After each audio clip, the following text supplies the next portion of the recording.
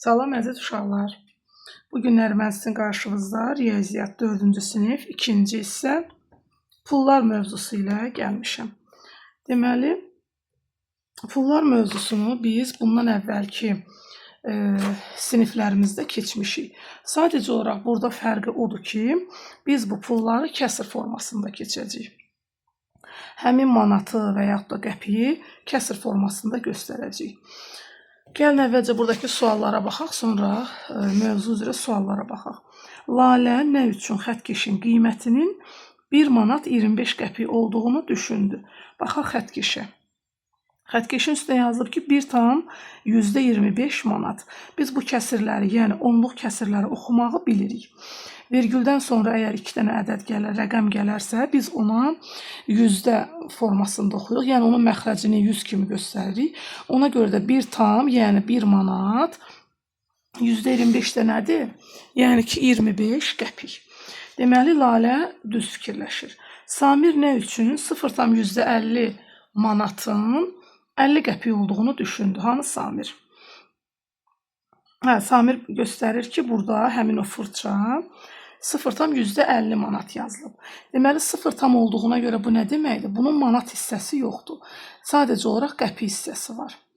%50 də 50 qəpikdir. Burada yanına manat yazılmış da olsa, burada 1 olmadığına, tamı 0 olduğuna görə biz bunu qəpik ilə ifadə edildiyini bildiririk. Samir düz deyir.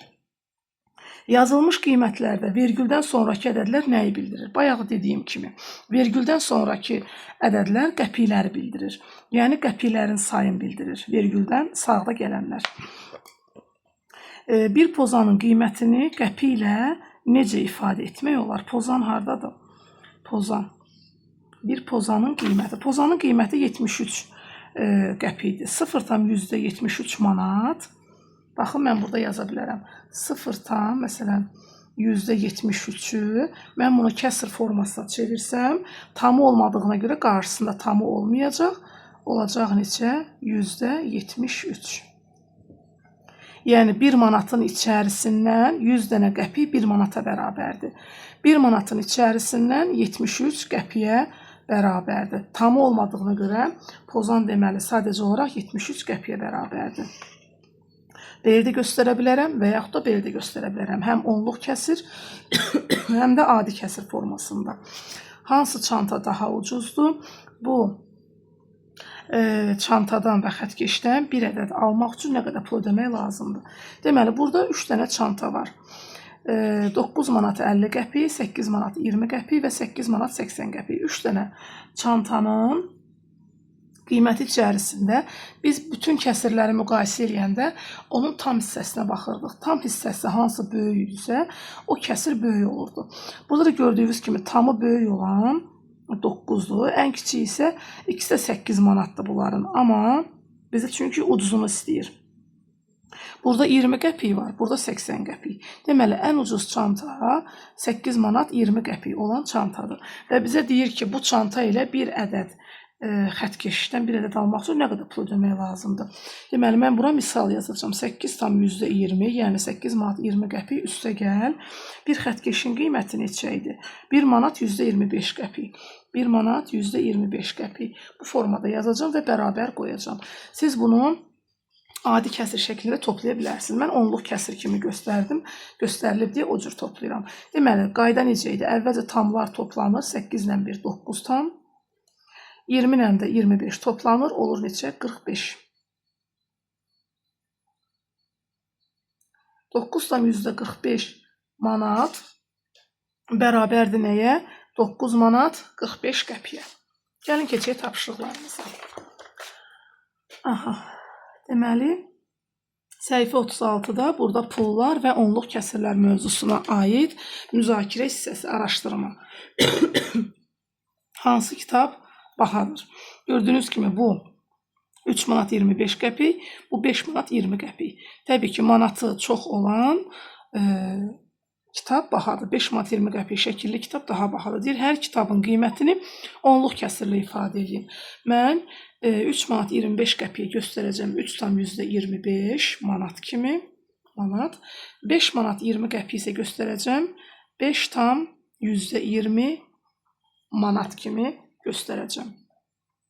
Hər iki kitabı almaq üçün cəmi nə qədər pul lazımdır? Cəmi nə qədər pul lazımdır? Mən bunların ikisini toplayacağam. 3 manatla 5 manat olacaq 8 manat. 25 qəpi ilə 20 qəpi də olacaq 45 qəpi. 8 tam %45 manat kimi ifadə edirəm ki, yəni cəmin tapıram, toplayıram. Öyrənmə hissəsinə baxıram. 1 manat bərabərdir 10 dənə 10 qəpik, o da bərabərdir 100 dənə 1 qəpik. Mən bayaq da dedim ki, biz kəsirləri göstərən zaman əgər 2 rəqəmlidirsə, biz onu məxrəcə mütləq ki, yüzdə ilə ifadə edirdik. Çünki 1 manat 100 dənə qəpiyə bərabərdir. Həmçinin də eyni ilə 1 manat həm də 10 dənə 10 qəpiyə bərabərdir. Ona görə də əgər vergüldən sağdakı rəqəm tək rəqəmli ədəddirsə, biz onu 10-da 1 ilə ifadə edirik. Məsələn, burada adi özümdən bir kəsir yazım. Məsələn, mənim əgər 2 manat 5 qəpik pulum varsa, mən bunu 2 manat 2,5 kimi bax, bu cür formada göstərirəm. Həmin o yüzlüyün sonundakılar buraya əlavə olunur. İndi gəlin baxaq. Yazıb 1 manat bərabərdir 100 qəpik. 100 qəpiyi görürsünüz burada göstərib necə yüzlük kəsir kimi, yəni məxrəci 100-ə bərabər olan kəsir kimi göstərir. Burada 10 qəpik bərabərdir 10-da 1 manat. Baxın, 10 hissəyə bölünüb 1-in götürüb. Burada isə 1 qəpik bərabərdir 100-də 1 manat, o da bərabərdir 0,1 manat. 100-dən 1 qəpiyin götürüb, yəni bir hissəni götürüb göstərir. Bu nə deməkdir? Bu o deməkdir ki, bizdən hansı ilə ifadə etməyimizi istəyirsə, biz həmin kəsrə uyğun ədədimizi və yaxud da pulumuzu, manatımızı, qəpiyimizi ifadə eləməliyik. Burada nə göstərir? Eyni məbləği adi və onluq kəsirlə ifadə etmək olar. Bayaq mən dediyim kimi. 2 tam %75'i görürsünüz, həm adi kəsir kimi göstərib, həm də onluq kəsir kimi göstərib. Bunlar ikisi də bir-birinə bərabərdir. Bunları görən zaman özümüzü çaşdırmağa ehtiyac yoxdur. Gəlin keçək tapşırıqlara. Burada bizə nə deyir? Cədvəli tamamlayın. Kağızdan kəsilmiş pul modellərindən istifadə etməli uyğun məbləğləri göstərin. Bax, burada nümunə göstərib bizə. 1 manat 15 qəpikdir. Əvvəlcə bunu necə göstərib? Adi pul vahidi kimi göstərib, manat və qəpi ilə, sonra təsvir eləyib, yüzlük kvadrat şəklində, sonra isə onu kəsirlə göstərib. Gördüyünüz kimi, hər birinin təsviri burada var. İndi baxaq, 1 manat 4 qəpik. Burada kəsilmiş pul modellərindən istifadə etmək. Burada yəni belə çəkə bilərik. 1 manat 4 qəpidir. Məsələn, belə əskinas pul çəkərik, üstünə 1 mu yazarıq və bir dənə də bilirik ki, 4 qəpik yoxdur da. Ona görə də bir dənə 3 qəpik çəkərik, bir dənə də 1 qəpik çəkərik. Onlar neçə? 1 manat 4 qəpik. Və mən bu 1 manat 4 qəpik göstərmək üçün, onluq kəsirlə göstərmək üçün yazacağım 1 manat. Gördüyünüz kimi 10'da 5 deyə bilmərəm. %5 və qəpik, daha doğrusu manat. 1 tam %5 man kimi göstərirəm. Burada 0 tam %20 man yazır. Deməli, söhbət nəydən gedir? 20 qəpikdən gedir. Ona görə də mən bura bir dənə nə çəkəcəm? Bir dənə böyük bir 20 qəpik çəkəcəm. Bunun 0 tam olduğuna görə bu nə deməkdir? Deməli, bunun manat hissəsi yoxdur. Və burada yazanda yazacağım ki, 20 qəpik. Belə yazacağım. Daha sonra belə özləri ifadə eləyiblər. Burada da uşağa gəlin özümüz tapaq. Burada hər birini özümüz tapmalıyıq. Deməli, bir tamı var. Deməli, bir manatı var bunun. Baxaq görək, qəpiyi neçədir? 10, 20, 22. Deməli, 1 manat 22 qəpikdən gedir söhbət. Yazıram bura 1 man 22 qəpik. Yəni 22 qəpik. Və mən bunu burada ifadə eləmək üçün bir dənə manat şəkli çəkəcəm. Bilirik ki, birbaşa 22 qəpiyimiz yoxdur. Ona görə də əvvəlcə bura bir dənə 20 qəpik çəkəcəm. Sonra isə 2 qəpiyimiz də olmadığına görə 1 qəpik çəkəcəyik bura. 1 qəpik. Sonra bir dənə də 1 qəpik. Oldu neçə? 1 manat 22 qəpik. Və biz onu onluq kəsir kimi ifadə edən zaman bunun 1 manatı olduğuna görə tamı var. 1 tam %22 man kimi manat. Burada da bu cür ifadə edirəm. Gəlin keçək səhifə 37-də olan tapşırıqlara. Burada birinci bizə nə deyir? Gəlin baxaq. Pul qabındakı məbləği onluq kəsirlər vasitəsilə manatla ifadə eləyin. Gəlin baxaq görək burada nə qədər pul var. 20 qəpik, 20 qəpik, 20, 20. Neçə eləyəcək uşaqlar? 1, 2, 3, 4. 4 dənə 20 qəpik bərabərdir 80 qəpiyə. Üstünə 5 gələndə olur neçə? 85 qəpik. Və burada manat alınmadığına görə mən bunun tam hissəsini sıfırdan ifadə eləyəcəm. 0,85 man. Bu formada bunu mən qeyd eləyəcəm. Daha sonra bura baxıram. 1, 2, 3 manat var. 50, 10, 60, 60 üstünə 5, 65. Göstərəcəm ki, 3 tam %65 manat yəni. Burada isə 20 manat və 1 manat, 21 manat var. 1, 2, 3, 4. 4 dənə də 20 qəpik 80 qəpiyə bərabərdir. Deməli, 21 tam %80 manata bərabər olmuş oldu. İndi gəlin burada dil qayda kimi bir hissə var. Burada bizə nə deyir? Deyir ki, çox vaxt malların qiyməti onluq kəsirlərlə, vahidi isə yalnız manatla göstərilir. Bu zaman onluq kəsirin tam hissəsi manatları, kəsir hissəsi isə qəpikləri ifadə edir. Məsələn, 12,23 manat, 12 manat 23 qəpik ifadə edir. Bunu mərtəbə cədvəlində belə göstərmək olar. 10 manat bir dənədir, 2 manat 2 dənədir, 10 qəpik. Bunu belə göstərir. 1 tam. 2 manat 2 tam. Sonra 10 qəpik, 10da birlər. Deməli uşaqlar, cədvəldə biz əvvəl sizlə yüzdə birlər, onda birlər, təkliklər, onluqlar kimi ifadə edirdik. Burada da həmin o pulları eyni qaydada ifadə etməyimizi göstərir. Məsələn, köynəyin qiyməti 12,23 manata bərabərdir. Burada mən 10 manatın necə göstərirəm? 1, təkliklər mərtəbəsində 2, 12 tam. Baxın, vergül ayrılıb. Vergüldən onluqlar, təkliklər hissəsini qeyd edirəm. Sonra nə gəlir? Onda birlər, yüzdə birlər. Onda birlərində nədir? 2-dir. Çünki 20-yə bərabərdir, 20 qəpik. Burada isə yüzdə birlərində 1, 2, 3 qəpik. Belə göstərir. İndi gəlin baxaq görək, buradakı tapşırıqlarda bizdən nə istəyir? Məbləğləri manat və qəpiklərlə yazın. Bu ədədləri mərtəbə cədvəlində təsvir edin. Deməli, mərtəbə cədvəli nədir? Mərtəbə cədvəli budur. Burada təsvir eləmək lazımdır. Mən bunların hər birini manat və qəpiyə çevirəcəm. Daha sonra bunun üzərində elə əlavə cədvəl çəkmədən bunun üzərində göstərəcəm. Məsələn, 7 tam %62 manat nəyə bərabərdir? 7 manat 62 qəpiyə bərabərdir. Və mən bunu burada göstərmək istəsəm, bax bu manat və qəpi ilə ifadə olunmuş onluq kəsiri mərtəbə cədvəlində göstərəcəm. Burada 12 manat idi deyə onluqlar hissəsi var idi. Amma mənim yalnız nəyim olacaq? Təkliklər hissəm yazacağım. Bura 7 vergül, yəni 7 tam. Burada nə göstərəcəm? 6, yəni 60, onda birləri. Burada isə 2 göstərəcəm. Cədvəl çəksəm əgər 7, 6, 2.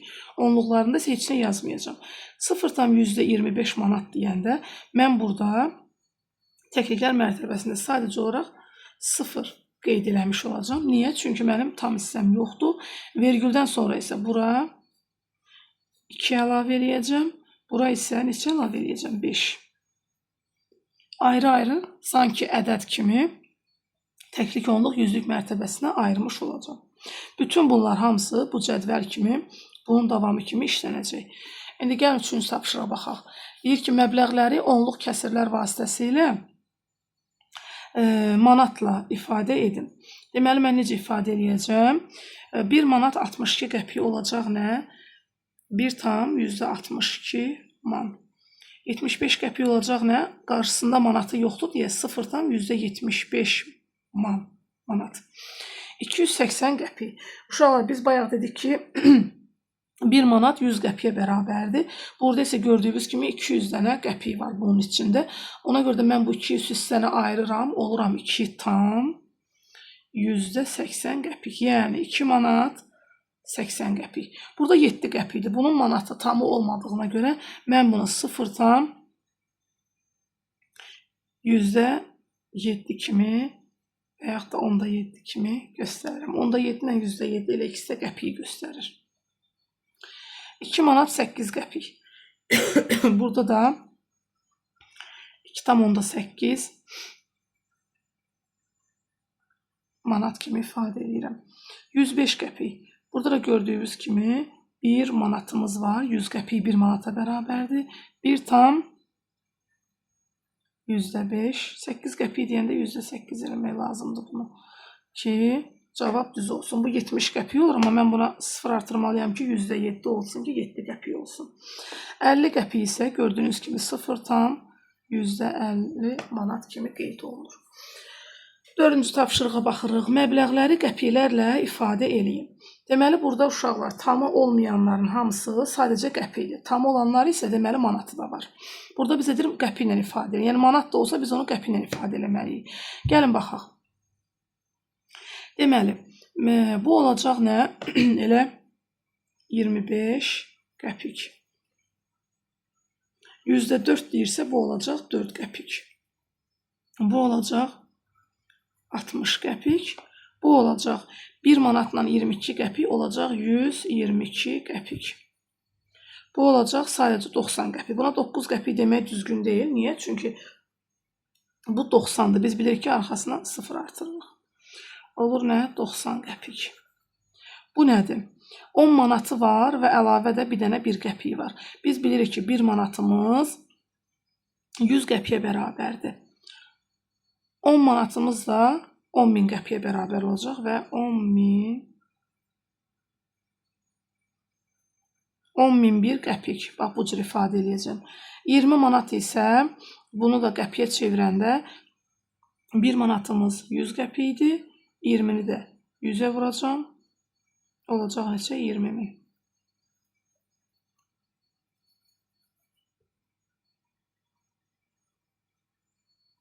İndi keçirik məsələlərimizə. Məsələlərdə bizdə nə var?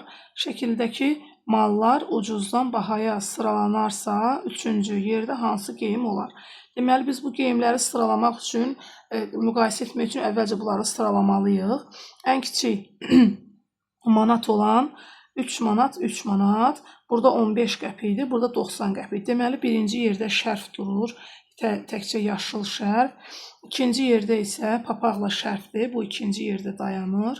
Üçüncü yerdə isə 6 manat, 6 manat, 6 manat. Bu təkcə 6 manatdır. Qəpiyi yoxdur. Jilet olacaq üçüncü yerdə.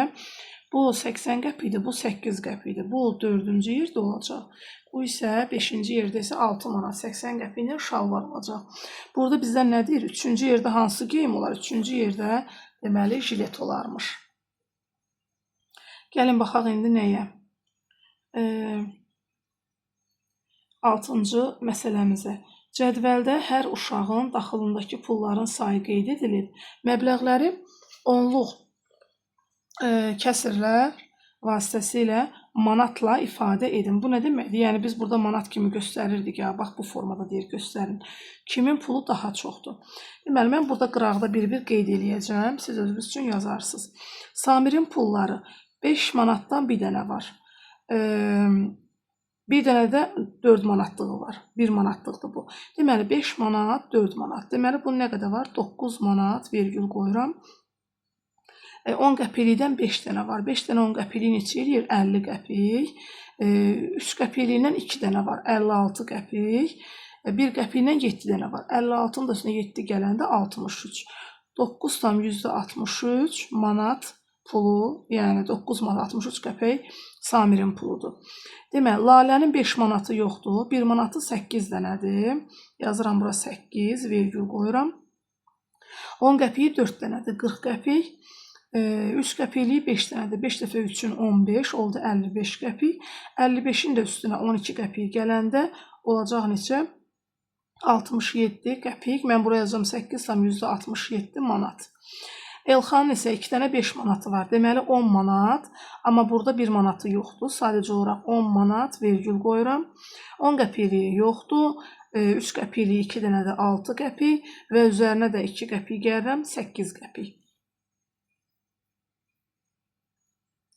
10 tam %8 manat Elxanın pulu oldu. Aynurun pulu isə bir dənə 5 manatı var. 4 dənə də 1 manatı var. 9 manat vergül qoyuram. 3 dənə 10 qəpikliyi var. 30. Burada 3 qəpikliyi yoxdur və bir dənə də 5 qəpikliyi var. 30-35. 9,35 manat da Aynurun puludur. Deməli bizə nə istəyir? Onluq kəsirlə ifadə etdik bütün hamısını. İndi deyir kimin pulu daha çoxdur? Gördüyünüz kimi burada tam hissəsində ən böyük olan, yəni manatı ən çox olan 10 manat, 10,8 manat ilə Elxanın pulu hamıdan çox oldu. Görək burada 38-39 varmı? 38-39'da isə uşaqlar pullarla hesablamalardır. Gəlin baxaq bura. Görək burada bizdən nə istəyir? Burada bizə deyir ki, araşdırma və müzakirə hissəsində Samir stolun üstündə anasının mağazadan aldığı malların satış çekini tapdı, lakin orada bəzi ədədlər silinmişdi. Samirin anası nə qədər pul ödəyib, bunu necə tapmaq olar? Gəlin baxaq. Deməli, burada tarixi göstərib, hər hansısa bir satış çekidir və bunun üzərində çörəyin miqdarı var. Burada isə nəyi var? Qiyməti var və İkisinin birlikdə qiymətini yazıb. 2 manat 50 qəpik. Onun kiloqramını görürsünüz ki, burada 1 kiloqram göstərir. Qiyməti 1 kiloqramı 1 manatdır. Və təbii ki, burada da cəm hissəsində 1 manat olmalıdır. Çünki 1 kiloqram alıb. Daha sonra çaydan 1 ədəd alıb və qiyməti 14 manatdır. Gəlin biz burada bunu bərpa edək. 1 manat, burada sıfırlar da olur. Burada da çayın qiyməti 14 manatdır. Elə burada da necə yazılacaq? 14 0 qoyaq da çeklərdə elə göstərir. Və bizdən deyir ki, bunu necə tapmaq olar? Bunu tapmağımızın da ən asan yolu odur ki, gördüyünüz kimi bir dənə olduğuna görə elə özünün qiymətini yazıram və sonra yekun məbləğ neçə olacaq? 2 manat 50 qəpiyin üstünə gələcəm 1 manat, olacaq 3 manat 50 qəpik və onun da üzərinə 14 manat gələndə olacaq 17 manat 50 qəpiklə 17 manat 50 qəpik. Və yaxud da 17,50 manatla da ifadə eləmək olar onu. Yəni manatla. Onu mən pozanım. 17 manat 50 qəpik deyirik və yazırıq ki 17,50 man. Yekun məbləğimiz budur. İndi gəlin öyrənmə hissəsinə baxaq. Öyrənmə hissəsində nə deyir? Deyir, müxtəlif malların qiymətləri onluq kəsirlərlə ifadə olunduqda hesablamalar onluq kəsirlərdə olduğu kimi aparılır. Məsələn, 1 kiloqram kartof və 1 kiloqram soğan almaq üçün ödəniləcək məbləğ belə tapmaq olar. Baxın, burada kartofun qiyməti, bu da soğanın qiyməti. Hərəsinin 1 kiloqram qiyməti nəyə bərabərdir? O yazılıb. Kartofda 1 manat 15 qəpikdir. Soğanda sadəcə 80 qəpikdir. Onun qarşısına mən həmişə deyirəm ki, sürüşdürmə olmasın deyə 6 sıfırdır, siz onu qeyd edin. 0 manat 80 qəpik. Rahat olsun deyə belə yazıb. Və burada da hesablayıb ki, 5, 9, 1 manat 95 qəpik. Bu da bərabərdir nəyə? Baxın, 1,5 ilə həmin bu onluq kəsir formasında toplanıb. Üstünə gəlib 80 qəpiyi. Yenə də həmin qiymət alınıb, sürüşdürmə etmədən 1,95 manat kimi qeyd olunub. Burada da bir malın digərindən nə qədər ucuz və ya baha olduğunu tapmaq üçün onların qiymətlərinin fərqi hesablanır. Bu zaman hər iki məhsulun qiyməti eyni ölçü vahidlərində olmalıdır. Məsələn, bir buğda çörəyi, bir çovdar çörəyinin 23 qəpik ucuzdur. Deməli, istənilən məsələlərdə fərqi yoxdur, manat qəpik olsun. Əgər orada müxtəlif ölçü vahidləri varsa, biz ən böyük ölçünü ən kiçik ölçüyə bərabər elədikdən sonra hesablamamızı aparırıq. Buradakı hesablamalar ölçü vahidləri yalnız manat və qəpik olduğuna görə mən burada ya təkcə manat veribsə onu qəpiyə çevirməliyəm. Yəni, digəri əgər sadəcə olaraq qəpiksə çevirə bilərəm. Deməli, burada bir ədəd nədir bu? Çörəkdir, buğda çörəkdir. Bu isə çovdar çörəkdir, rəngi qaradır. Buğda çörəyinin qiyməti 62 qəpikdir. Çovdar çörəyinin qiyməti 85 qəpikdir. Mənə isə onun birinin digərindən nə qədər ucuz olduğunu, yəni baha olduğunu məndən soruşur. Ona görə də böyük olandan, yəni çovdar çörəyindən buğda çörəyinin qiymətini çıxıram. 0,85-dən manatları gördüyünüz kimi yoxdur. İkisi də 0 tamlandı. Asanlıqla çıxıram və %23 alıram. Gəlin keçək tapşırıq hissəsinə. Bələdçi tapşırığında bizə nə deyir? Şəkildəki malların qiymətləri cəmini və fərqini tapın.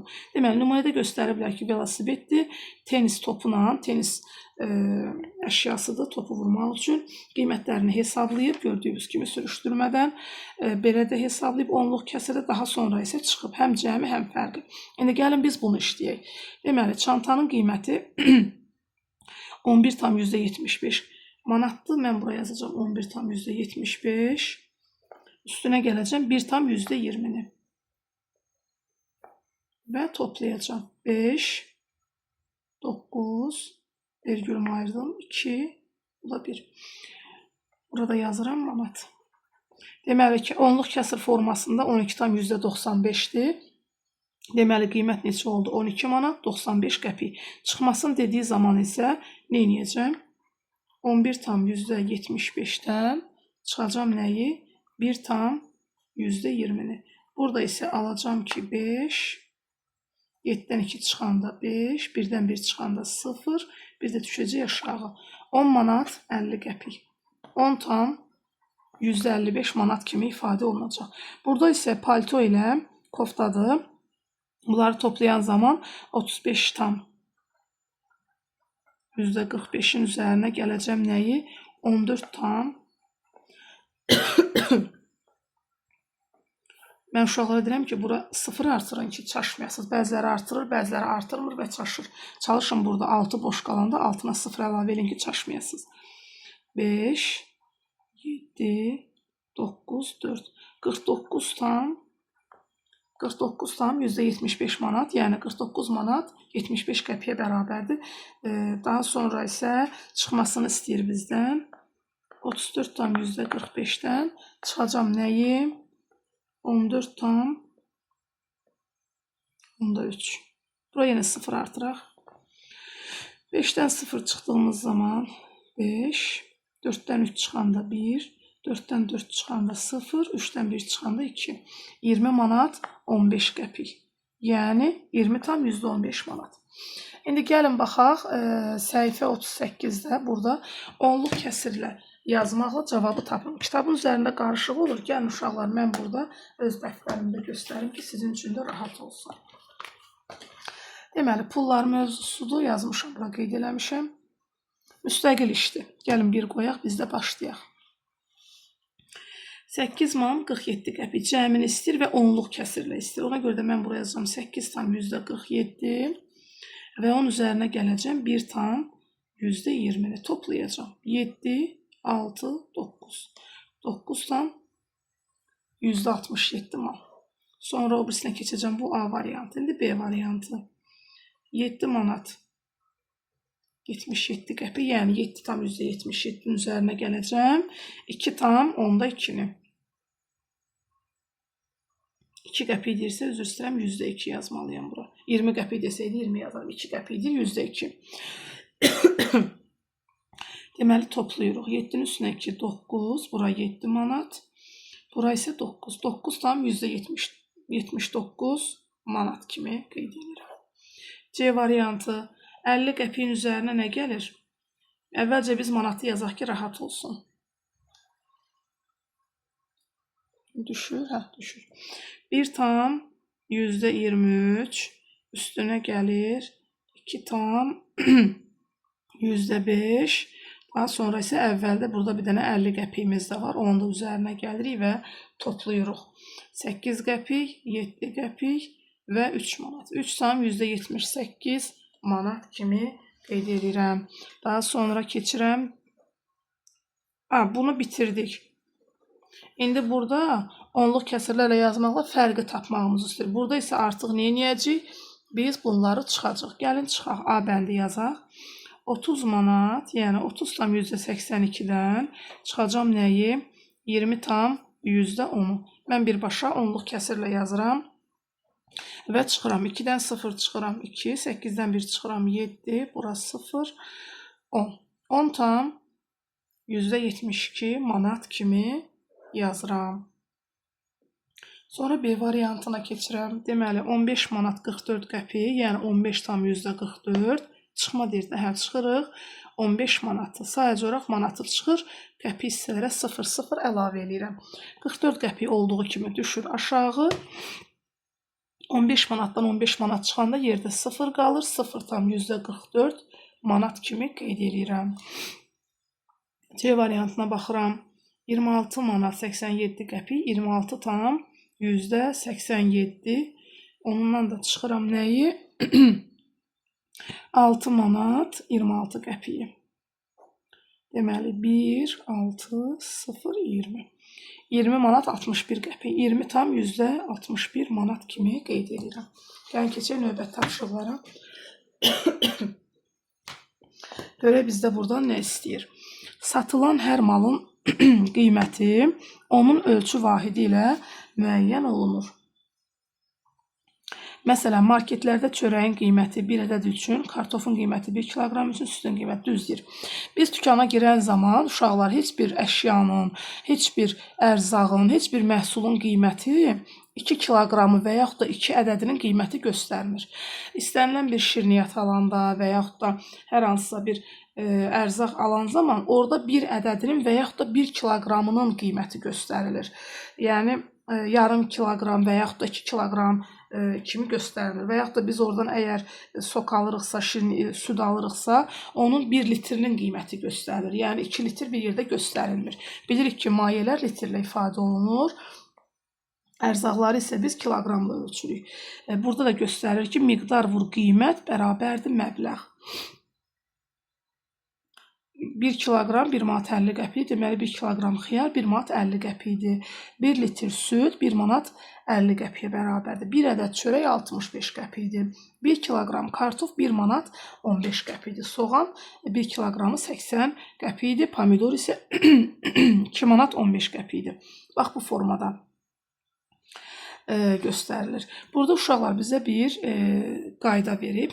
Deməli, məbləği tapmaq üçün miqdar, yəni neçə kiloqramdırsa, neçə litrdirsə, o vurulur həmin malın qiymətinə. Yəni 1 kiloqramı nəyə bərabərdir, 1 litr nəyə bərabərdirsə ona vururuq.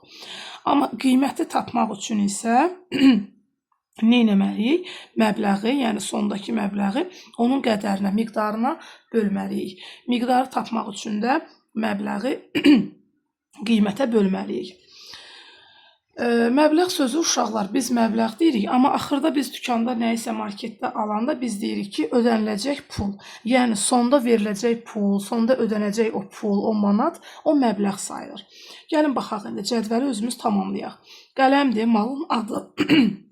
Burada adlarını veriblər, burada miqdarını veriblər və burada isə bir vahidinin qiyməti, yəni bir ədədinin qiyməti və yaxud da 1 kiloqramının qiyməti və yaxud da 1 litrinin qiyməti də bir dənəsindən gedir söhbət. Adı qələmdir, miqdarı 3 dənədir və 1 manatdır.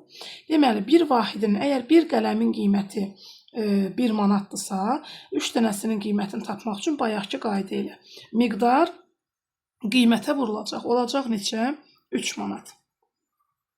Burada yağın miqdarı 3 kiloqramdır, amma vahidini bizə göstərməyib. Ümumi məbləğ 21 manatdır. Deməli, 3 kiloqram yağ alan zaman 21 manat ödəyiriksə, deməli 1 kiloqram yağın qiyməti 21-i 3-ə böləcəm, 7 manat olacaq.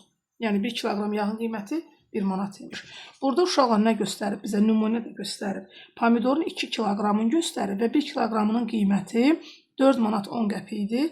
2 kiloqramında isə 2 manat 10 qəpik və 2 manat 10 qəpik toplanıb, olub 4 manat 20 qəpik. İndi südə baxıram.